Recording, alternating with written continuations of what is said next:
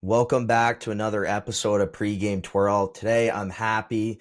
Big face of Vermont hockey as a guest today. Justin Martin played for Essex, got drafted out of Essex High School. Yeah, you heard that correctly.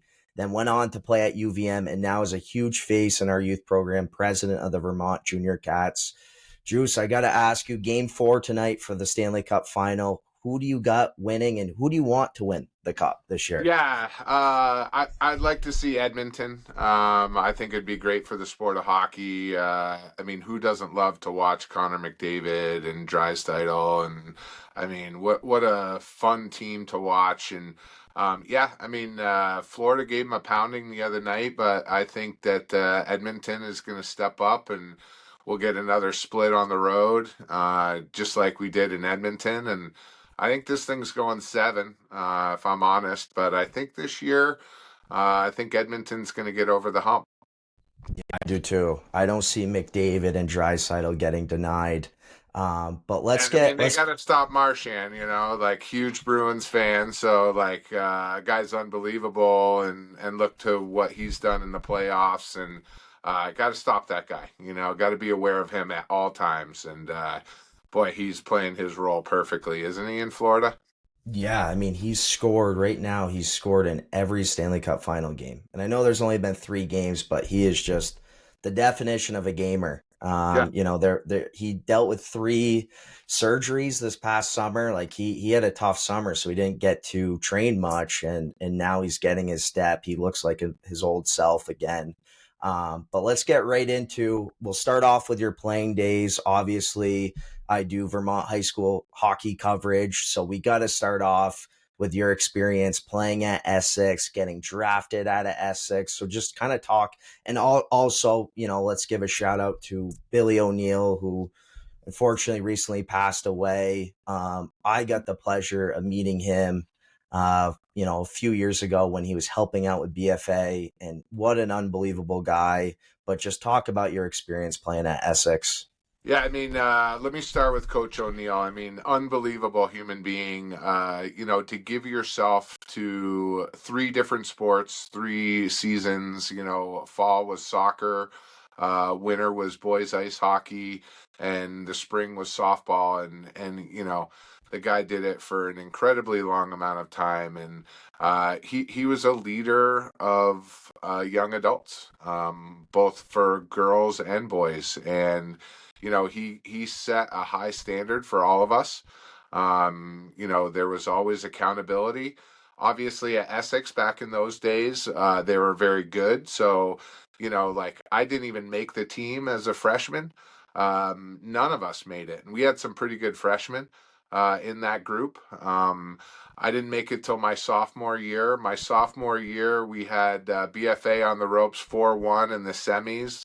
Ended up choking the lead back and losing in OT. So we didn't win it my sophomore year. We did win it my freshman year, the year that I was not on the team, and then we won it again my junior and my senior year. Senior year, going undefeated. We did have one tie. 21-0-1, and just phenomenal experience. We had 4 kids play D1 off that high school team. A kid named Aaron Gates, who was a year behind me. Another kid, Chris Line, we all know Liner, and another kid, Brad Hamel, who played a little bit at UVM. So, 4 D1 guys off of a Vermont high school team back in the day.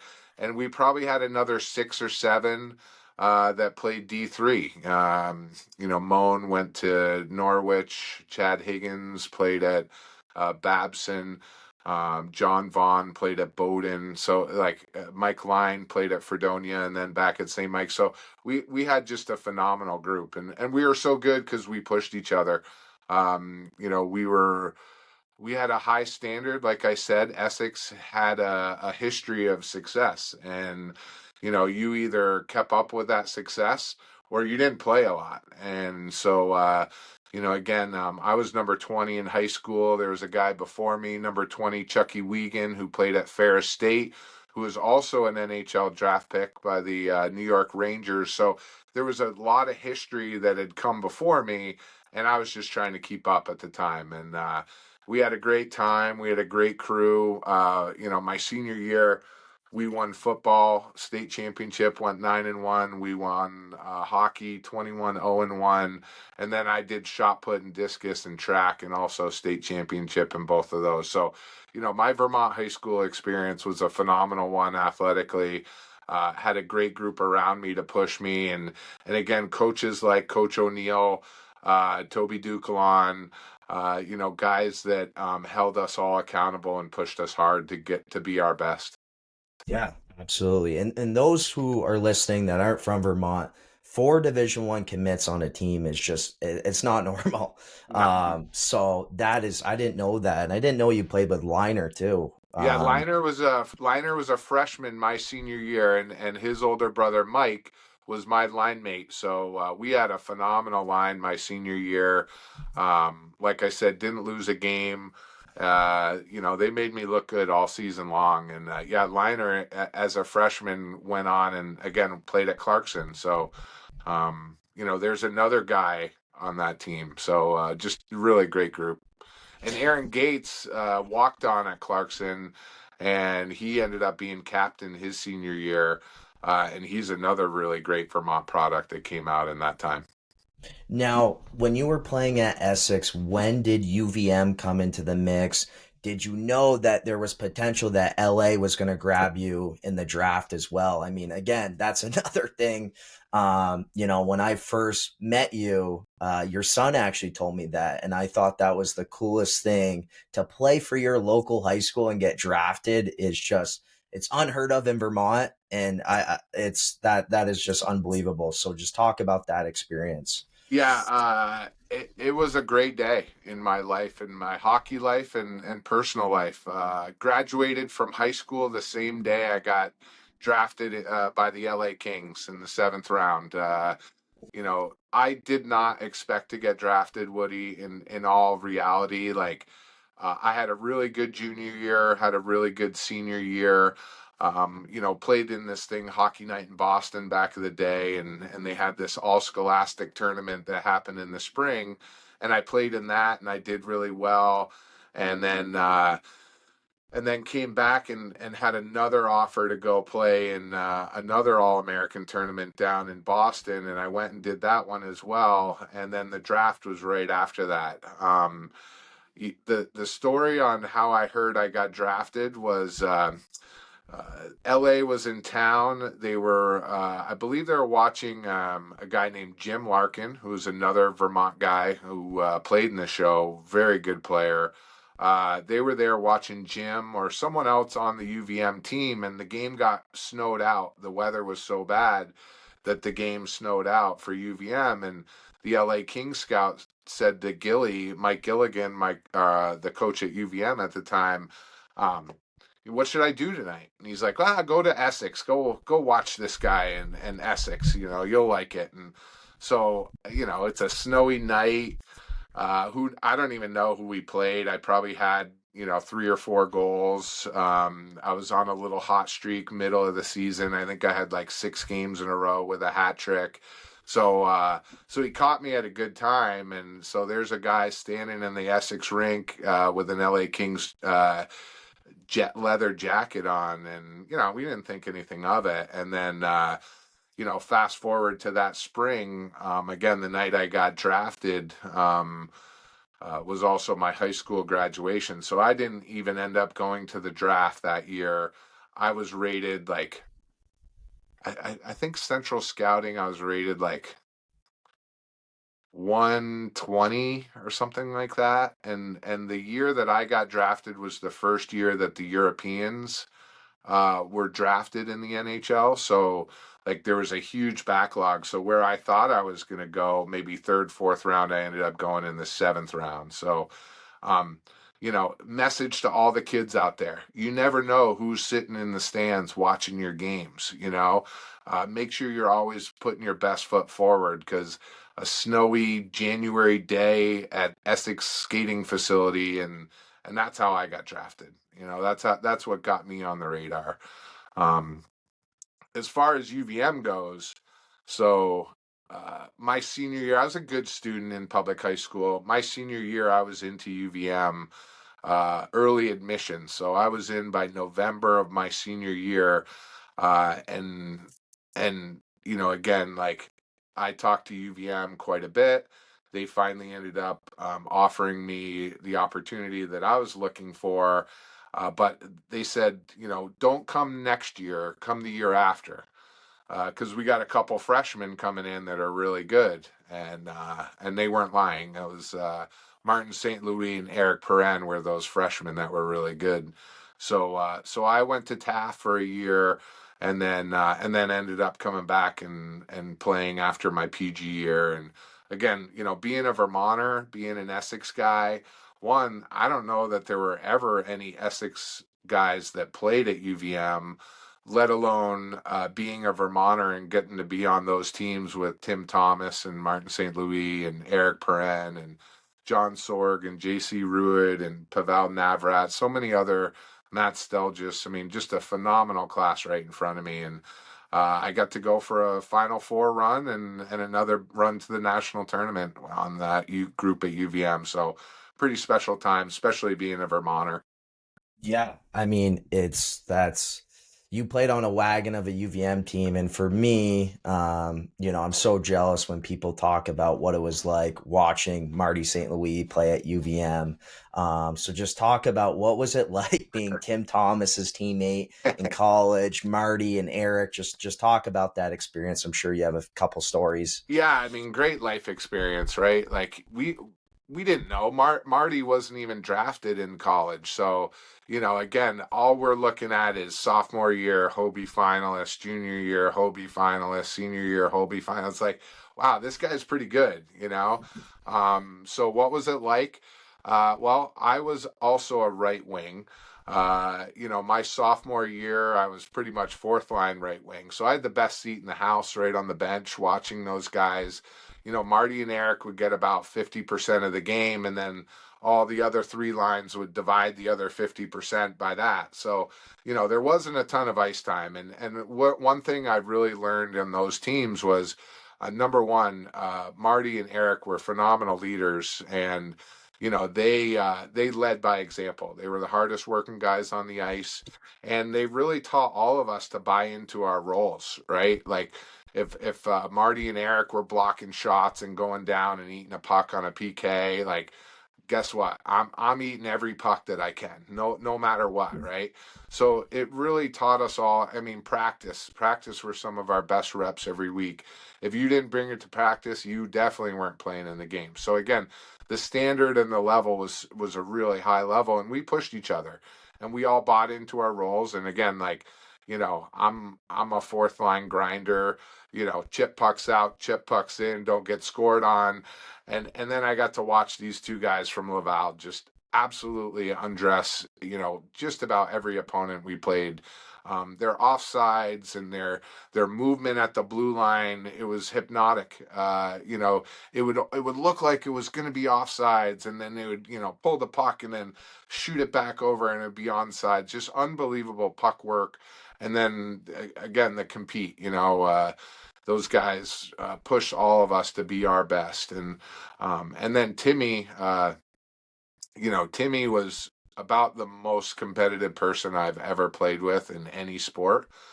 If you scored on him in practice, get ready for that puck to be shot back at you in the line. I mean, you scored on him, he'd throw a puck at you. Like, he didn't care. He didn't ever want any pucks over that line. And again, like, as good as Marty and Eric were in college, Timmy won us as many games as Marty and Eric won us. He was just unbelievable. So again, like, we had that great run my sophomore year, lost in double overtime to an illegal hand pass. There is now instant replay in the NCAA Frozen Four because of that game. And funny story. Fast forward, 2000, I think it was 2008 when PD's team went to the Final Four. They actually scored a goal. The play kept going on. Once the whistle stopped, they went back, utilized the instant replay to see that the UVM guy had actually shot the puck through the netting. So it was a goal, and they won the game on the spot.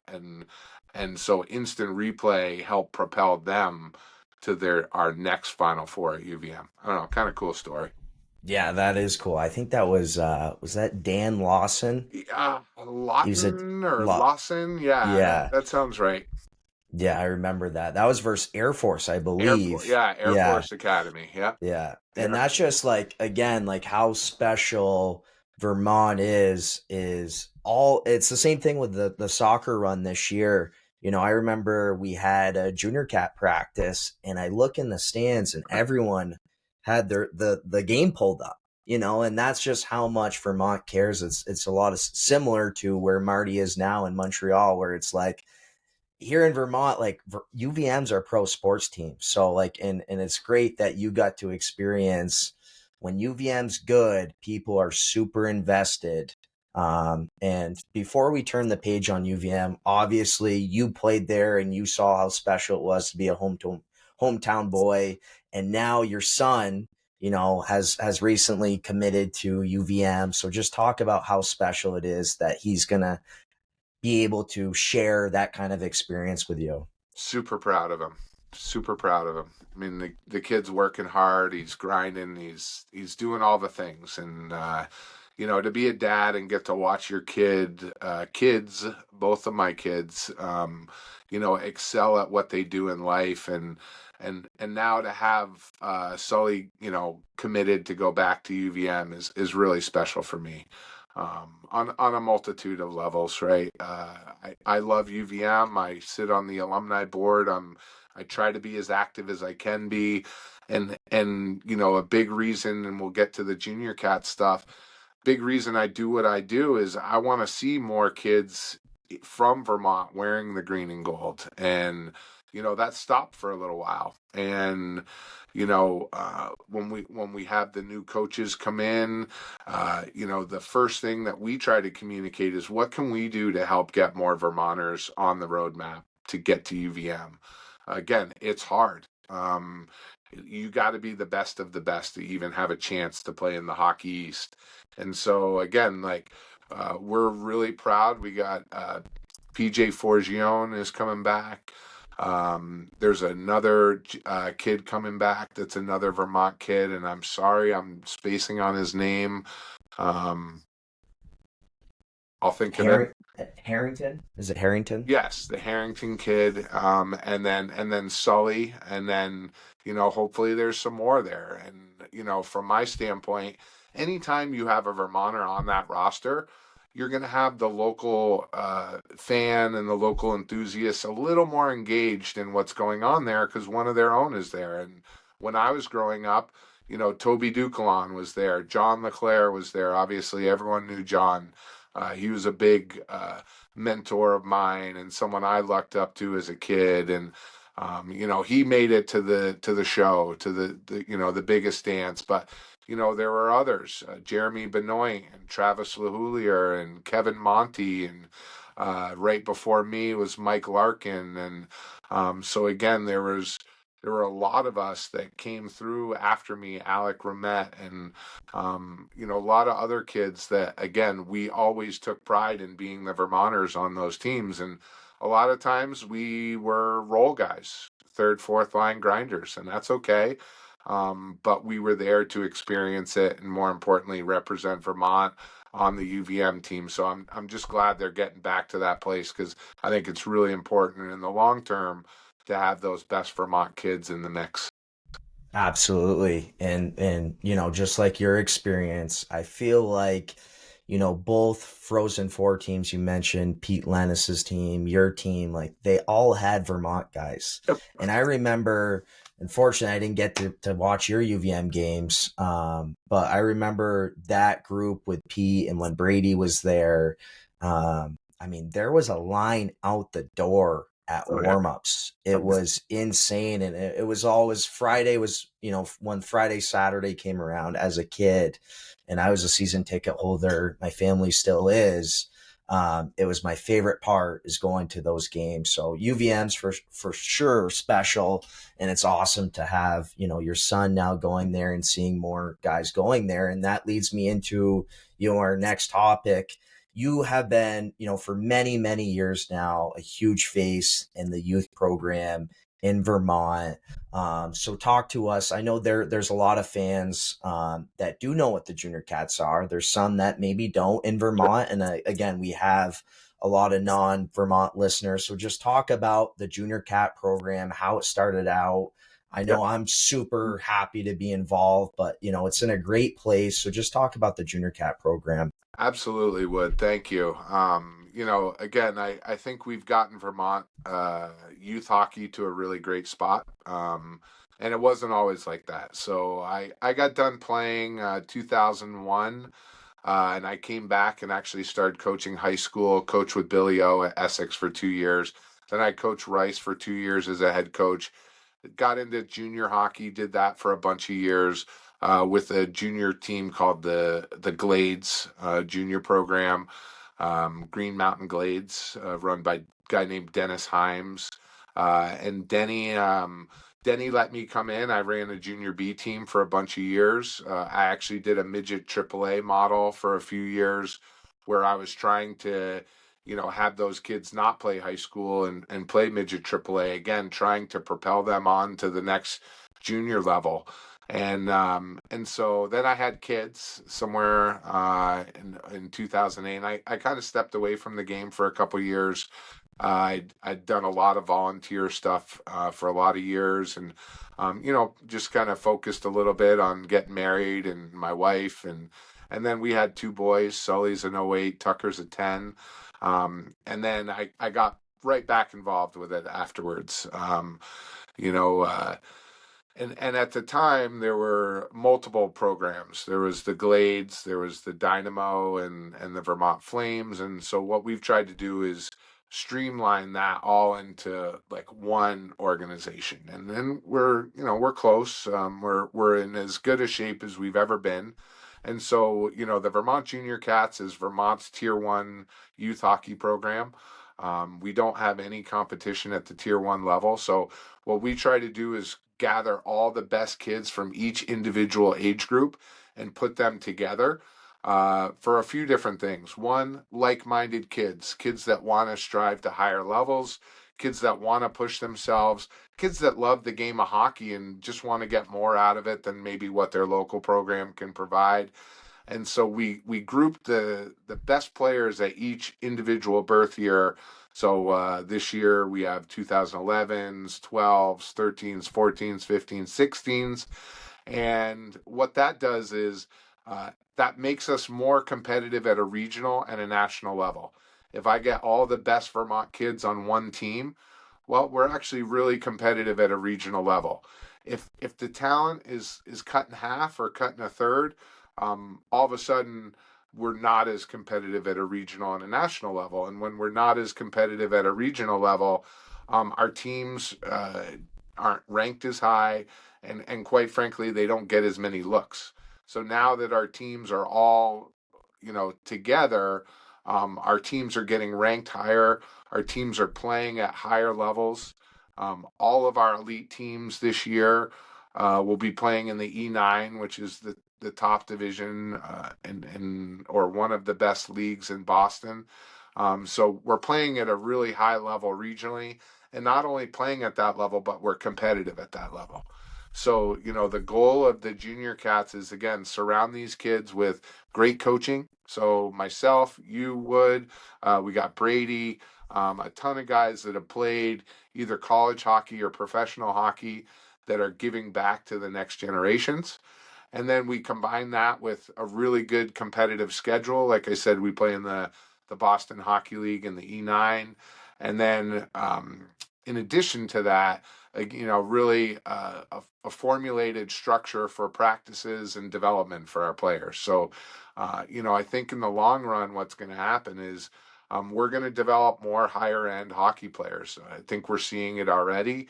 Again, this year with all of our teams making it to the top level of the E9. I've been doing this about 12 years now between the Glades and the Junior Cats. I've never had that many teams qualify for the top division. So, it tells me when we pool our talent and we get it all on one team and we have great coaching and a great community, again, we have about 270 players this year. That's about 540 parents. Of that, we have about 50 of those parents that are coaches on our benches that help out, or team managers. So, again, we try to provide a great community around these kids with good coaching, like minded kids that want to push each other and challenge each other to the next level. Again, remember what I said about the group that I had at Essex being fortunate when I was a kid. We really pushed each other, and that's why we were so good. Yes, the coaches were there to help coach us, but we pushed each other. And that's really what we try to do with this Junior Cats program. This is year 3 coming up. So far, so good, Wood. I mean, it's, I think more people are understanding what we're trying to do. Again, we want kids to excel at the highest level. We want kids to push themselves further and higher to higher standards than they've ever had. And how do we do that? Well, we try to teach them. What are those habits? What are those things that they need to do? And then in addition, now we have some older kids that are some mentors. So, again, my son Sully, kid Will Robb, but a bunch of really good players that are still in the area, and they come back and they help out the next generations. They get on the ice with the next generation of kids, because what I want to do is try to set this Vermont Junior Cat program up so that it's here for 50, for 100 years, so that it's like a legacy for any good Vermont kid or player. They know they got a place to come and coach if they want, and they have a place to play at high level. Yeah. Yeah, I mean, absolutely. And you talked about it already. I played Glades, and there was always, I would say, 2 or 3 teams that were playing in that bottom division. So from last year, the Junior Cats, I believe total there was 3 tier 1 wins, Yep. which is also very unheard of. So between that and, the coaches, like you said, you got all your coaches really either played in college or they played college and pro. So Right.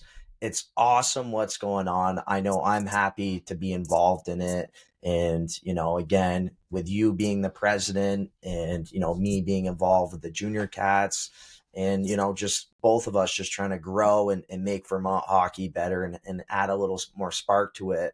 My next question is, where do you've seen a lot of hockey, you've been involved with youth for many years, you've seen them compete at that regional stage. Where are Vermont kids behind, and going into, we're in the off season right now, what Yep. should be focal points for these Vermont kids in their training? No, I appreciate you asking that, because, we look at it and, when we first got going with this, it was like, okay, we have a small state, we have a small population. Well, so do some Canadian towns that have put like 3 dozen guys in the show. So we are like, you know what? We're not going to use the numbers as an excuse anymore, right? And so we work on foundational movements, skating, puck handling, passing, shooting, teamwork, learning the game. And I think from a hockey standpoint, a lot of our kids are catching up with, what they call hockey sense. And that's just, I think that's at young ages playing the game. I think for young kids, it's also watching a lot of hockey. I mean, if you're not watching these Stanley Cup playoffs, what are you doing? It's just phenomenal hockey. So again, like being a student of the game and getting excited about being a student and learning the game. I think we're good there. Skill wise, skating wise, I think we're pretty good there. We got some great skills coaches in our state. We got, Swaggy P, again, some of the best hands of anyone in the state. So our kids have some great mentors, Brady and yourself, like people that they can come in and engage with and learn from. But where I see where we're falling down is, um, and I'll tell you a quick story. So COVID, right? Vermont was horrible with COVID. Everything was shut down. We weren't allowed to play. I was doing practices, but I had to like socially distance kids on the ice. It was a nightmare. So COVID finally came to an end, and we hadn't left Vermont in like a year. So I called at the time. St. Louis Marty was coaching mid Fairfield, so I called him. I was like, "Look, we can leave. Do you got any tournaments? I want to bring Sully. And so we went down to this, mid Fairfield tournament and, played in this tournament. Some of the best kids in the country. Again, Marty coaching. It was a really cool experience for me. My kid got to play for, a guy that I really truly appreciate and just am in awe with what Marty's done with his career, both as a player and now as a coach and all that stuff. So Sully gets to go play with him, and so we're like, I'm meeting the parents and I'm like, hey, so like, what do you do in the off season? And they're, one guy's like, well, my kid's got a nutritionist and he's got his own personal trainer. And, we're working with this guy on skills and whatever. So fast forward, we get through the game. We get done the game. Sully has a good game, I think we probably won. And we get in the car and he's like, so, and I was like, hey, buddy, great job. Awesome. Really fun to watch. I thought you played great. And oh, by the way, you're already 3 years behind.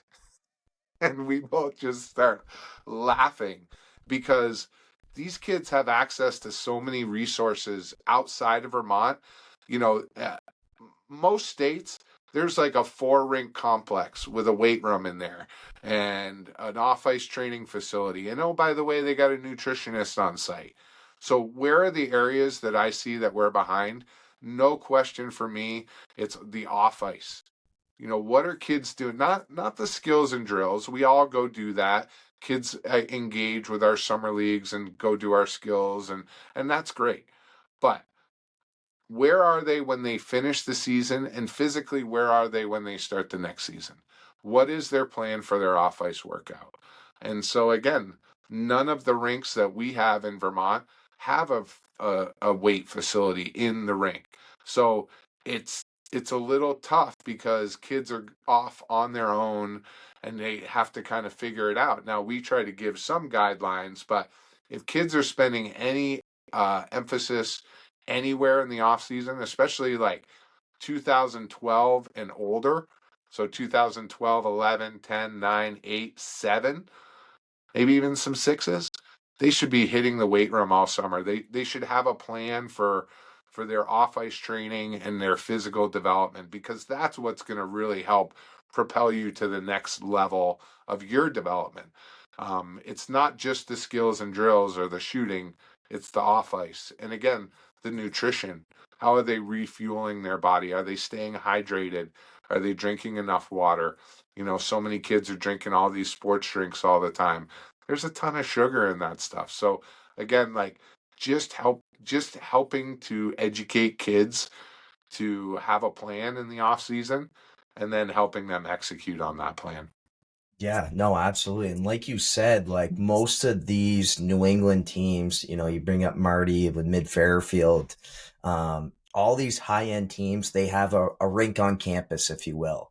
Where Vermont, you don't have that. So when it comes to the off season, like every little detail, every little gain means a lot if you want to compete, at the highest level possible with those Yeah, and teams. we've tried to put groups out for off ice and stuff. And I'm not a personal trainer. Like, I know what I'm good at and I know what I'm not.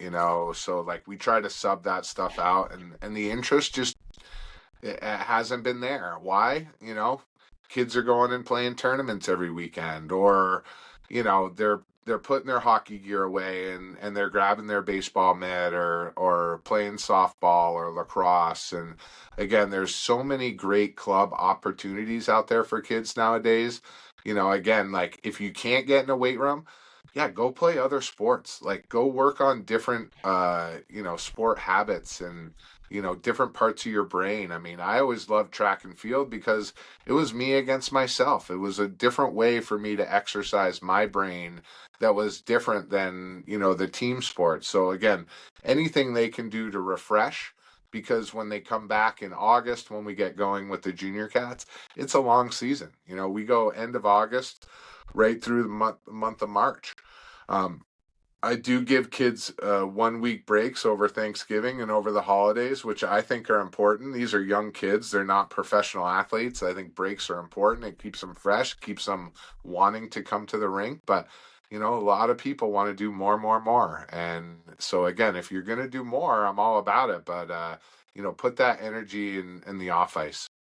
Yeah, absolutely. And, this will bring us into our next topic. Obviously, you not only, are a big face in the youth program, you coach high school hockey for Rice, and, you talked about your Essex team, just about being perfect with that one tie. You got that job done this year with, it was a perfect 23-0, correct? Yeah, So 23 just an unbelievable year. And then obviously, not only was the team unbelievable, your staff, I mean, tell me another time Vermont has had a staff behind the bench with, I think, around 1,500 pro games. it is so much fun, Wood. I can't even tell you. Like, again, I've been doing this for a long time, and I love to coach, but to have the resources like Brady and Aaron Miller, who played in the NHL, and Jerry, who played in the A. It's like, all right, what do I need? Do I need like all American AHL help here, or do I need like NHL? Or it's just unbelievable, the wealth of knowledge. And I'll also add, that's what makes it the most fun, because I get to coach with those guys, and we all really have a good time with it. We have fun. We enjoy it. We like to learn how to push these kids, and every year is a little different. And did we have a talented group this year? Yeah, we had a talented group this year, but we push those kids, and you know, to get a group of high school boys to all engage in the same manner and then execute is pretty phenomenal. And I don't care if it's in Vermont or anywhere else. Anytime you can go undefeated, it's really special opportunity. And I will say, like, the further that season got along, the tighter we got. There were some tough moments, right? We had a 4-3 game at Essex, where we got a win in OT. We had a game over in New York State where the ref dinged us 8-1 in penalties, and we won that one 2-1 in OT.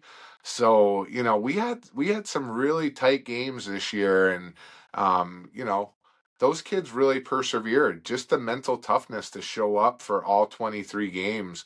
I mean, the finals game, we were down 2-1 going into the third period. So, there were some really good hockey games, and to watch a group of young men figure it out, and not only figure it out, but push each other to the highest level that they can for themselves.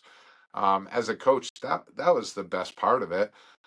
Being a part of it was great, but to get a chance to watch these kids figure it out and push themselves, I mean, that's the environment that we try to create with Rice. Is like, everyone take accountability, and it's next guy up, and every year we have injuries or we have things that happen, and it's about the next guy stepping up and being ready to go. And this year we had injuries, but we had some kids that maybe we didn't think would have big contributions that ended up being huge contributors for us. That's on those kids and their hard work and their attitude, effort, and energy. So, again, really special year, 23-0. Anytime you go undefeated, I don't care what sport it is or what level, it's pretty special. And again, to do it with this group of kids, this is my second year at Rice. Just some phenomenal leaders in this group, and we won a state championship last year, first one in 29 years, and then to cap that off with another state championship and an undefeated season. Boy, it's a lot of fun to be a part of, and I really love the community that we've grown there at Rice. Yeah, no, it's awesome. And even with what I do with the high school coverage, people are very intense with the rankings, Oh with, yeah, oh, my kid didn't make this. And it's, again, it's as much as it's a pain to deal with those type of messages, that people are super invested into high school hockey. And for you as well, like, you guys have players, which is also awesome to see. and I coached this guy in the fall, but to have Oliver Kwong, to have the year he did, and now he's going on to New Hampton, like that's got to be awesome as well. That you guys not only are doing great things, but bigger picture wise, you're moving kids on to the next level. Absolutely. So, again, it's important for those kids that have those goals and aspirations to have the opportunity to move forward. And, again, the first year, we had, I think, 4 kids graduate, and we lost another 5 kids. We lost one kid to a junior team down in Carolina. We lost a couple kids to the Rice Prep program, and we lost another kid to the Lumberjacks, which was a local junior program here, and then we lost another kid to a prep school up in Maine. So we had 4 kids graduate, plus we moved 5 more kids on to their next level. And then this year, same type of thing. I think we're graduating 7. And I'll have another 1 or 2. Quonger is one, again, heading off to prep school. And I wouldn't be surprised if there was maybe another 1 or 2. But no, I mean, we want to develop kids and we want to push them to get to the next level. I mean, that's what I said to Kwong after the year. He had 2 game winners, I believe, 2 years in a row in the state finals. And I thought he was the best player on the ice this winter as well. Lucas, great player, definitely well deserving of Mr. Hockey, but I thought it was Kwong's year. I thought he was the best player in the state finals and so many other games. And again, I told him, I don't want to see you back here next year. Time for you to move on. And I'm excited for him because he's got some great opportunities in front of him, and he's going to only excel and succeed at his next level. But yeah, we want to develop kids. And if they want to stay for 4 years at Rice, that's great. We want to make it the best 4 years we can. If they have higher goals and aspirations, well, we want to see them dominate here first. That's one other thing, like for Vermont kids, like dominate in your pool first before you think you're going to dominate in the next pond. Because again, the more you get out of the pool and into the pond, out of the pond into the lake, once you get out of that lake and into the ocean, there are a lot of very good hockey players. And so again, like enjoy the experience, enjoy the run, but don't be in such a hurry. Dominate at your current level first, and then graduate and move on. Yeah, I mean, that's a great point. And I felt like that's where the league this year was good, where in years past, the numbers have been down, and the talent's been down because kids are leaving that pond early when they really haven't proved themselves to leave yet. Where I thought guys like Noah Keeler, Oliver Kwong, those two specifically, they wanted to prove themselves before they took that next step. But the last question I got for you, well, not story, it's one of my favorite stories you've ever told me. And it ties in with high school hockey and the coverage. Just talk about, how much the times have changed. Your story with BFA, at third place, the police escort. Like, just talk about that story and that time and just how much the times have changed in high school hockey. I mean, Essex BFA it was it. I mean, when I was growing up, it was, I remember going to watch John LeClaire at the New Collins Pearly, and they destroyed Essex. Standing room only. I remember standing with my old man, and it was like halfway through the second, and I was like, "Can we go?" Because it was such a bloodbath, and my dad was like, "No, you got to watch this guy, John LeClaire." So it was just cutthroat. We wanted to beat them, and so it actually started in youth hockey. So like with my group, my first year of, because it was always 2-year birth years, so like squirt, you'd be in squirt for 2 years, you'd be in peewee 2 years, you'd be in bantam for 2 years, which is a little different than how we do it now we're single level birth year, so you kind of stay with your age group. But when I was a kid, my first year, we would always get beat in the finals by St. Albans, by Sassa. And then my second year, we would always beat Sassa in the finals, all the way up through back and forth, through squirt, through peewee. Finally, Bantam, my first year, we beat Sassa. It was a 5 overtime game at Essex. And I scored a goal coming out of the corner in fifth OT, most tired I've ever been after a game. So we win that. And then it's on to high school. So that year, I think my freshman year, Essex won it. I know they won it. They only lost like one game that year to Northwood over in New York. So they were very good my freshman year. Another reason I wouldn't have made that team. But yeah, I mean that they had a great battle with BFA. Then my sophomore year, BFA knocks us out in the semis. Then my junior year, uh, we beat BFA in the finals in overtime. Ricky Poulin scored that game winner. And then my senior year, BFA and Rice both got upset. And I think we beat BFA in the semis, and Rice got beat by Spalding in the semis, and then we beat Spalding in the finals 4-1. But yeah, how has it changed? It was standing room only at Collins Pearly or at Essex anytime those teams met. And yeah, I mean, it carried into the stands. I had a lot of my buddies would go and try to raise heck in the stands and create commotion, and I was doing the same, and me and my friends were all doing the same on the ice. So it was crazy times. I mean, we had a lot of fun with it. We weren't the cleanest group for sure. We definitely played a little dirtier than they do now. But we had fun doing it, and we always challenged our opponents, and Sasa and BFA. They were the best growing up. Yeah. Well, it's been awesome to have you on here and to talk about, your playing days and again, like you did a lot of things that not many Vermont players do every day. And then what you're doing behind the scenes and what you're doing for the youth is just awesome. And I'm happy I'm involved with you. So really appreciate you coming on here and spreading your knowledge to Vermont hockey and helping me grow, Hey, this thing. and Wood, I also want to give you a pat on the back. Again, it takes a village, right? There's that saying, it takes a village.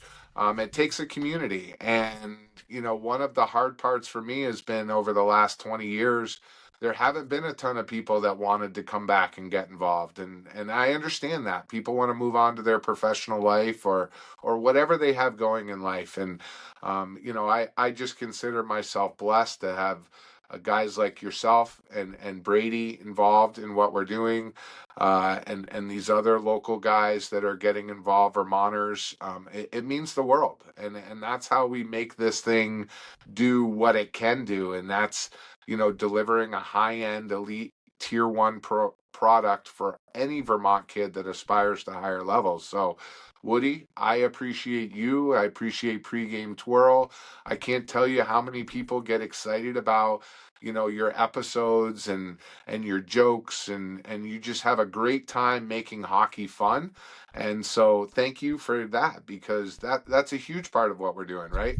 We have to engage with people and get them excited about what we're doing, and your social media platform and just your way with kids, and being a part of what we're doing, that means the world to me. So Woody, thank you for doing what you do and getting involved at the level that you're getting involved, because it's great exposure for our kids for hockey outside of this area. We get so focused on Vermont, Vermont, Vermont. Well, Vermont is a tiny little pinprick of the larger hockey ecosystem, and it's really important for people to pick their head up and see what's going on in other places, and you definitely help people pick their head up. So thanks. Absolutely. Thank you. And this episode will be live on YouTube later today and Spotify, so stay tuned. Thanks again, Juice. Thank you, Wood. Appreciate it.